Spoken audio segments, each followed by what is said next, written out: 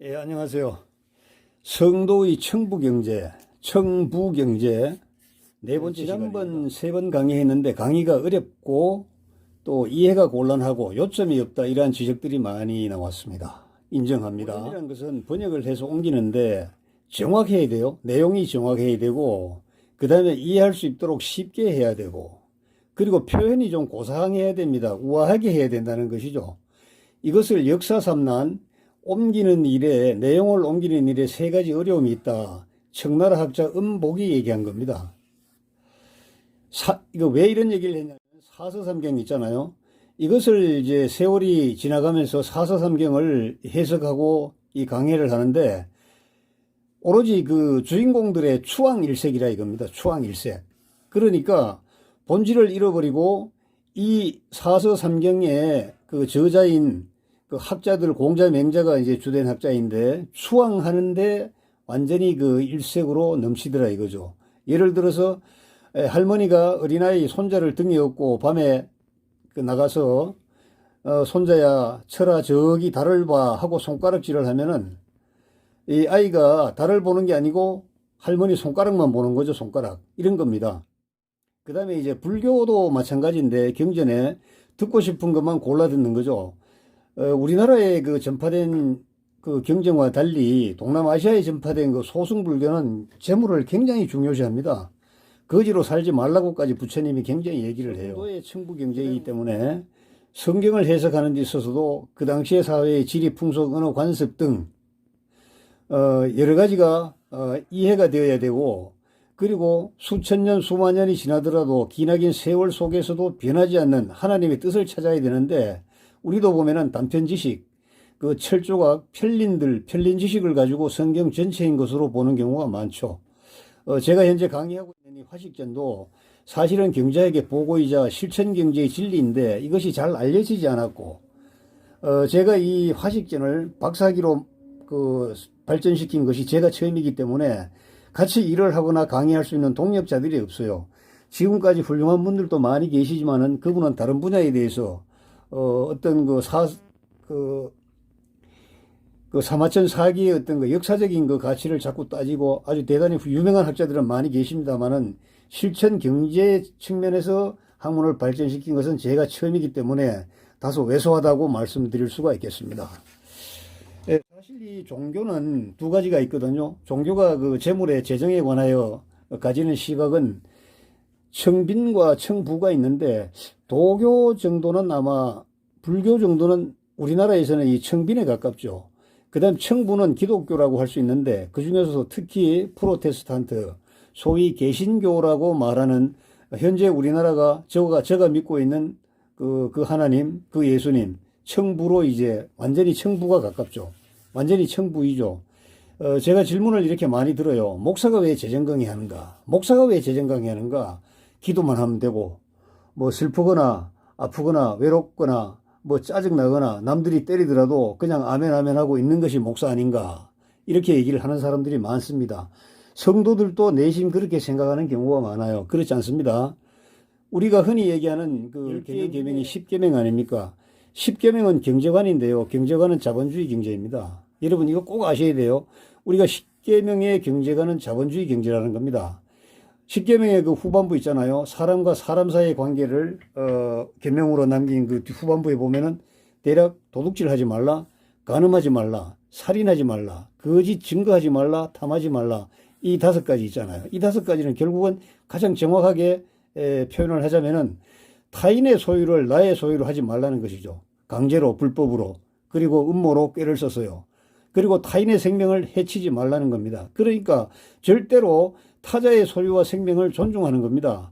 어떠한 방법으로도 타자의 소유를 뺏어서 내 것으로 삼을 수가 없고 타인의 생명을 해칠 수가 없는 것입니다. 이것은 하나님께서 보호하시는 것이죠. 하나님께서. 그러니까 우리도 절대적으로 이것을 보호해야 되고 이것을 보호해야 나의 것이 보호된다는 겁니다. 여기서 출발하는 것이죠. 제가 어릴 때 저희 집은 그 믿는 집안은 아니었고 유학자 집안이고 저도 어릴 때부터 유학을 배웠습니다만은 저희 조부님께서 늘 얘기합니다. 재산이 분명해야 대장부라고 할 수 있다. 네 것, 내 것 확실히 가려야 되고 남의 것을 탐하면 안 되고 내 것을 지키지 못하고 빼앗겨서도 안 된다. 그런 말씀을 많이 하셨어요.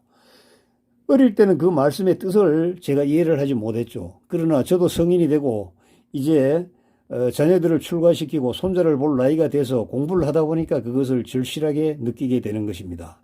사실 예수님 믿고 구원받는 것, 구원받아서 천국 간다. 이것은 오케이입니다. 무조건이죠.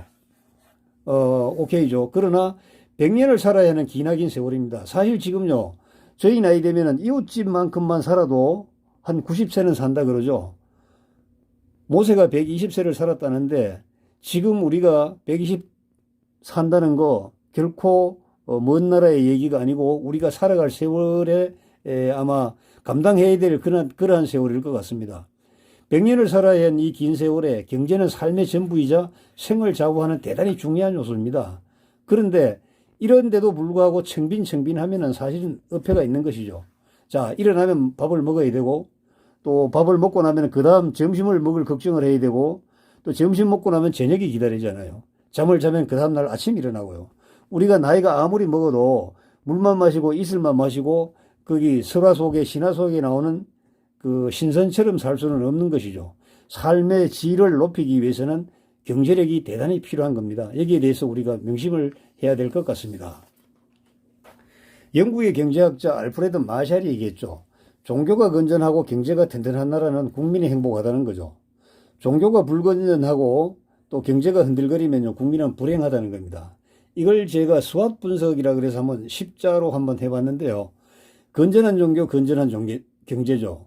이거는 건강하고 튼튼한 자본주의가 여기서 발화되고 잎이 무성하게 자랍니다. 결국은 국가도 개인도 행복하게 되는 겁니다. 지금 세계에서 국민 행복지수 따져보면은요, 이 자본주의가 발달되지 않은 나라는 거의 없어요. 물론 저 티베트 공원의 어떤 나라는 뭐 만족도는 세계 최고라고 합니다만은 그 사람들은 행복해서가 아니고 세상 변화를 모르고 그냥 자기 것 갖춰서 사니까 그런 것 같아요. 그다음 두 번째로 종교는 건전하지만 경제가 불건전하면요, 자본주의가 타락하게 됩니다. 경제 시스템이 붕괴돼요.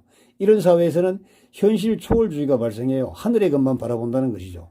땅의 것은 다 그 필요 없는 것이야. 죽을 때 가져가는 거 아니지. 여러분, 이 세상의 것은 죽을 때 가져가려고 있는 것이 아니고 우리가 이 세상에서 살 때 필요하고 또 살면서 누리고 활용하고 살기 위해서 필요한 것이죠. 세 번째, 종교가 불건전하고 이거는 좀 표현이 어폐가 있어요. 경제가 건전하다는 게 이런 경우에는요, 사회가 혼란해요. 또 羹 잡는 게 매라는 식의 그러한 경제가 막 그 힘 있는 사람들이 막 가져갑니다. 국민들은요, 복불복이라 그러죠. 한탕주의가 판을 치는 겁니다. 그 다음에 이제 종교가 불건전하고 경제가 불량하면요, 소수는 배가 터져 죽고 다수는 배가 골아 죽습니다. 여러분, 이런 사회 여러분 아시죠? 어느 나라가 이럴까요? 가장 대표적으로 아프리카 후진국들요. 그 다음에 우리 가장 가까운 북한이 이런 겁니다. 보세요. 북한의 최고 지도자. 키는 160 몇인 게 몸은 130kg잖아요. 얼마나 살이 쪘으면 그래요? 그 사람이 안 먹었으면 살이 쪘을까요? 죽으라고 먹어대니까, 좋은 것만 다 먹어대니까, 신체가 감당이 안 되니까 살만 찌는 거 아니겠습니까? 바로 이런 나라로 가면 안 된다는 겁니다. 소수는 배가 터져 죽고, 다수는 배가 골아 죽고, 누구는 산삼 먹고요. 누구는요, 배추 뿌리 먹냐? 이거 우리 어릴 때 많이 했던 얘기거든요. 이런 사회가 되면 안 되는 겁니다. 지금 요즘 우리나라도 이런 일이 많이 벌어졌죠. 권력을 가진 사람들요. 자, 다음에 나오니까 넘어가겠습니다. 우리 성경에 보면은 신명기 여러분 잘 아시잖아요. 거기에 그 신명기의 사과는 이 두 가지입니다. 신명기를 역사적으로 사과는요, 두 가지인데, 말씀에 순종하면은 하나님이 축복을 내려주고, 또 말씀에 불순종하면 저주가 임한다는 겁니다. 딱 두 가지입니다. 순종하면 축복이요, 불순종하면 저주이다. 이거는 저주이다 이거죠. 우리가 구원은 입으로 시인하면은 무조건적으로 영원 불변적으로 구원 자체의 취소는 없다, 이렇게 해석을 합니다. 이것도 이제 잘못 해석하면 구원만 받으면 다하냐? 그건 절대 아닙니다. 구원으로 끝나는 게 아닙니다. 끊임없이 생활을 해야 되는 겁니다. 그리고 축복은 조건이 있어요. 모든 법도를 듣고 지키고 행하면은요, 다가오는 축복이 네 가지가 있는데 한번 보십시오. 첫째가 자식의 축복이죠. 두 번째가 토지 산출의 축복이죠. 네 번째가 기르는 가축의 축복이죠. 그리고 마지막으로 건강의 축복을 준다고 신명기에는 분명히 기록이 되어 있습니다. 이것은 성도의 경제와 직결되는 것입니다. 성도의 경제와 직결되는 것입니다. 우리가 기도원이나 어디 가서 보면은 그 기도하니까 병도 낫고 그 다음에 소원도 성취되고, 소원이 성취되는 것 중에 하나가 돈, 경제가 해결되더라. 그런 그 기도문들이 참 많이 있습니다. 그런데 그러한 기도문들이 여러분 본인께 되도록 해야죠. 남의 걸 보기만 하는 그러한 기도문이 되어서는 안 되겠습니다. 그래서 제가 1, 3강의 핵심 정리를 한번 요약을 해 드리겠습니다. 가장 중요한 게 뭐냐 하면요. 학자들, 소위 전문가들의 말을 믿지 말라는 겁니다. 이 사람들은 혹세무민하거나 곡학아세하는 경우가 너무나 많습니다. 이 학문이 발전하다 보면 학문 자체를 위해서 학자가 존재합니다. 우리도 보면은 역사관에 식민사관이 있잖아요. 그죠? 우리나라 일제 식민사관. 수없이 많은 그 다른 주장들이 제기되고 있고, 또 다른 어떤 그 역사적인 유물들도 많이 발견되고 있는데 역사책은 고쳐지지가 않는 겁니다. 왜? 처음 이 식민사관에 길들여진 사람들이 지금도 자리에 있고, 그 사람들이 지금도 제자들을 양성하면서 그 제자들이 또 그 이론을 앵무새처럼 전파하는 겁니다. 왜 이러냐? 사문난적이 되기 싫어서죠. 만약 방귀를 들면은 이 바닥에서 발붙이고 살지 못하기 때문에 그런 겁니다. 결국은 이것도 경제에 대한 두려움 아닙니까? 경제에 대한 두려움 아닐까요? 그래서 요즘 우리가 이 정부 들어서 소득주도 성장, 제가 이 말 처음 나왔을 때 저는 굉장히 반겼습니다. 인문학적인 바탕에서 정말 경제의 어떤 그 한 단계 차원 높은 그 순화와 승화가 될 것으로 기대했는데 그게 아니더라고요. 나중에 보니까. 이해도 하지 못하는 그 엉터리 같은 이론을 가지고 나와가지고 지금 5년 동안 우리를 굉장히 힘들게 했죠. 대표적인 혹세무민하고 곡학아세하는 겁니다. 이것을 2100년 전에 사마천이가, 지금부터 2100년 전입니다. 예수님이 이 땅에 오시기 전이죠. 100년 전이죠. 이때 사마천이라는 대학자가요, 이 사기를 쓰면서 사기의 화식전을 쓸 때 이 얘기를 했습니다. 이른바 학자라는 사람들의 말을 듣지 말라.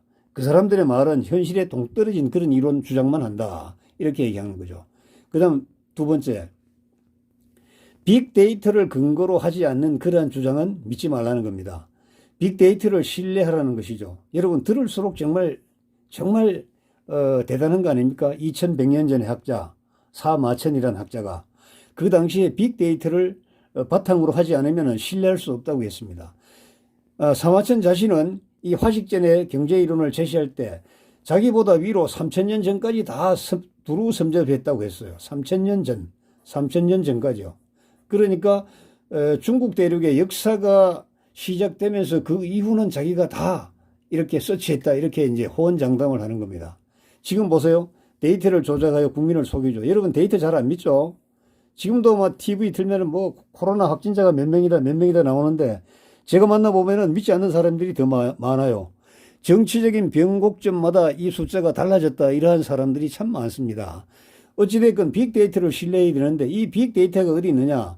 부동산, 그 다음에 주식, 그 다음에 금값, 그 다음에 농산물값, 그 다음에 그 에너지, 이 모든 것이요 일정 주기가 있어요. 항상 이렇게 오르는 게 아니라 이겁니다. 이렇게 올라가거든요. 이렇게 올라가거든요. 이것이 적어도 20년 우리나라 경제 상황으로 본다면 약 한 30년 정도의 이 빅데이터가 있어야 되고요. 정부에서는 이 빅데이터를 제시해야 돼요. 부동산 해결한다고 뭐 집을 많이 짓네 하지 말고요. 부동산 가격이 어떻게 변해 왔는지 이 그래프를 보면 알 수가 있어요. 아하, 언제 사고 언제 파는지, 언제 사고 언제 파는지, 이런 사람들은 다 이